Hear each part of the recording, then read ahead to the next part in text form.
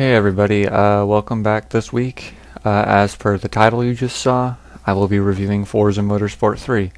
No story in this one, so this is going to be a little shorter of a review than last time. Enjoy. Design. All I can say is this game is awesome. I can't remember the amount of frames per second it is, but throughout the entire time you're playing, it does not lag. The only time it lags for me is when I actually end a race and save. And even then, it's only occasional. The way the cars look, the way the game is so fluent with its transition from loading screen to, start race screen, yada yada yada. It's a great game to play. I mean, just the look of it, the different designs you will see if you play Xbox Live are phenomenal. Just the cars themselves look awesome. Over 400 plus cars, every single one of them with their own distinct engine sound and their own undercarriage. And of course, their own interior as well. That goes for every car, from the low F-class cars all the way up to the X-class cars. Every single car in the game is distinct. And you can do almost anything you want to, including, the R4, R3, R2, R1 class cars as well. So now you can have your own race car. You don't have to try and make a super highly expensive tuned car to try and make it look like a race car. You have your own race car now. It's awesome. The sounds of as well. I mean, everything's just so real. I mean, they actually got a mic when they were making the game, and they recorded everything. Like I saw the making of. They did that for the Ford GT. They stuck it on a dyno. They did as much as they could to simulate what you would be doing in the game. I can't say enough about just the design of this game. I've been waiting for this ever since I got Forza Motorsport 2. That one looked great. I mean, not compared to the third one, but I mean, it still looks great. I mean, it's a good looking game. Both of them are. Hell, even the first one is, and that's on Xbox Original. Turn 10 has done a really good job when it comes to making racing games. They know how to make it feel realistic, look realistic, sound realistic. Just, it's a simulation. That's all I can really say. What else can I cover on this? Nothing much more I can say about the design that I haven't already said. I'll just move on to gameplay next, which I'm also going to have a lot to say about, so I hope you're enjoying this so far. Gameplay. Well, first I can say is that they have a new storefront system. The second one had an auction house that they brought in that you could sell your cars online. Now you not only can you sell your cars, you can post your videos, post your pictures for your friends to view at your profile on your storefront. But now you can also make vinyl designs themselves, just groups of vinyls that people can buy, or you can even put it for free. Designs for cars, for specific cars, and tunes for specific cars.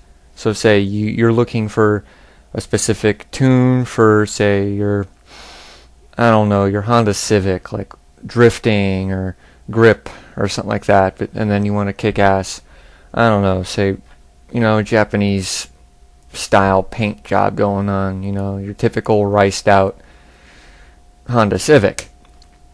You can look for it. I mean, that's how I've got a lot of my cars done. It's like, and I'm honestly going to say I'm a huge Sonic the Hedgehog fan, so it's like I got a couple Sonic the Hedgehog vinyls that I have been trying to utilize and actually try to make a couple rally style race cars out of it. I mean, it's hard because I'm not mentally creative enough to actually try and do something as complicated as that. The system they use for the vinyling, let's move on to that now.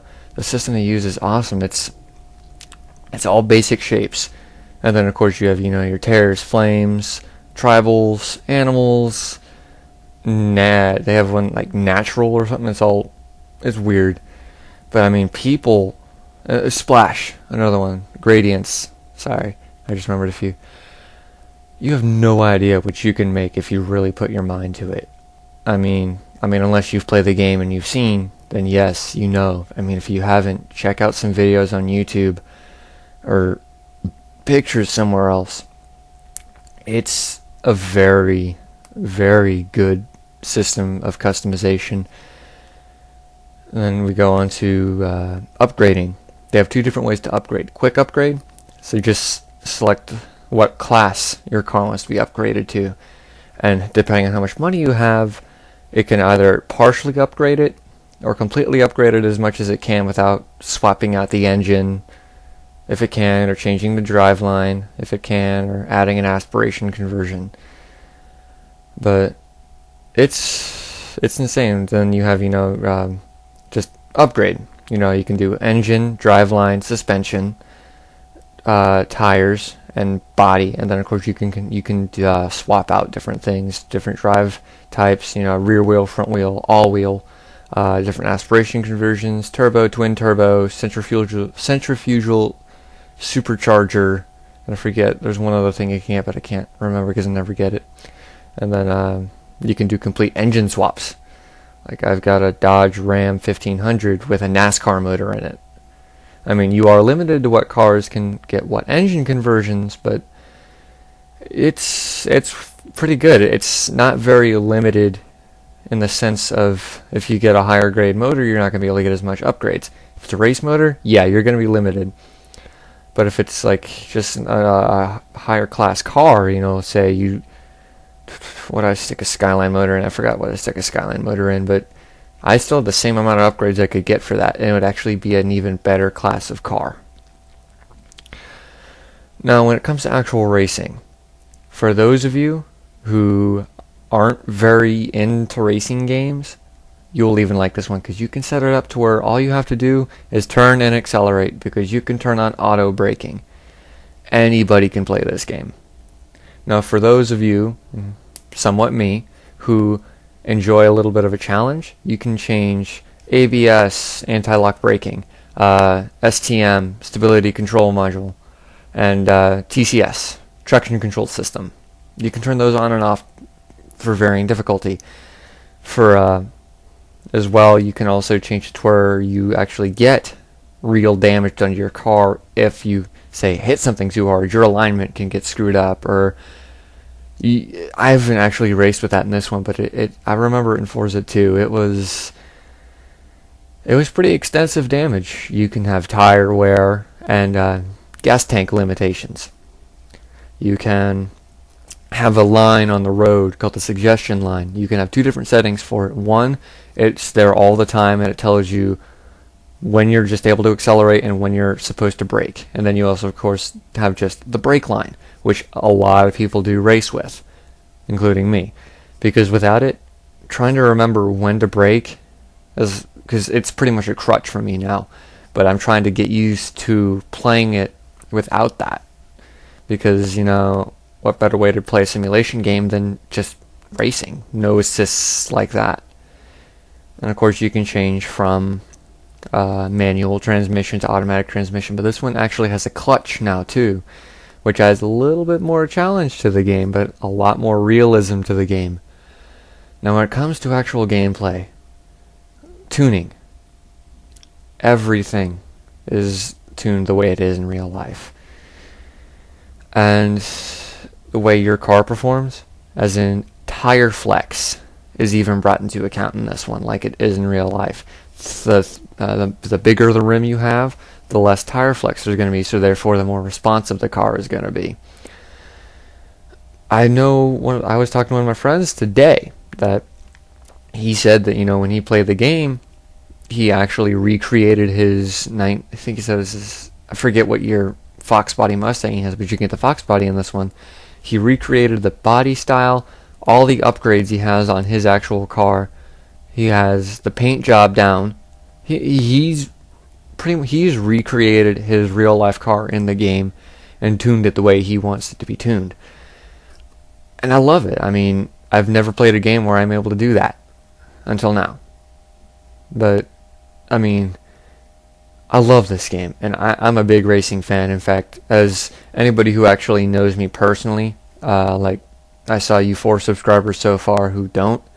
Well, maybe Baby Shadow Wall. Yeah, I'm able to specifically name them. You know that I'm trying to become a mechanic. In fact, Monday I just got into UTI, and I love this game. I mean, it's really my first year of auto tech a few years ago. You know, I didn't know shit, but I knew how to tune a bit. I knew what was what and what terms to use. And now it's helped me both ways. My class learning has helped me in my game performance and vice versa. It's helped me learn more about what I'm supposed to do. I'll stop yabbing now because this is already actually longer than my last review. So I'll close with my thoughts on the game, and hopefully next week we'll get a different review. My final thoughts. The game is awesome. I suggest getting it if you're into racing, or if you're just into making art, or both. I mean, it's a good game, great gameplay, very smooth, very easy. I love the game myself. I would give it a perfect rating. The difficulty can be hard sometimes, but oh well. It's a racing game. It's gonna be hard occasionally. I expect it. I want it. It gives me more reason to save up my money in game and upgrade my cars and tune them right, or get the right tunes off the auction house, yada yada yada. So my final thoughts: good game. Get it if you got the money. It's $60, and just enjoy yourself. It's really good.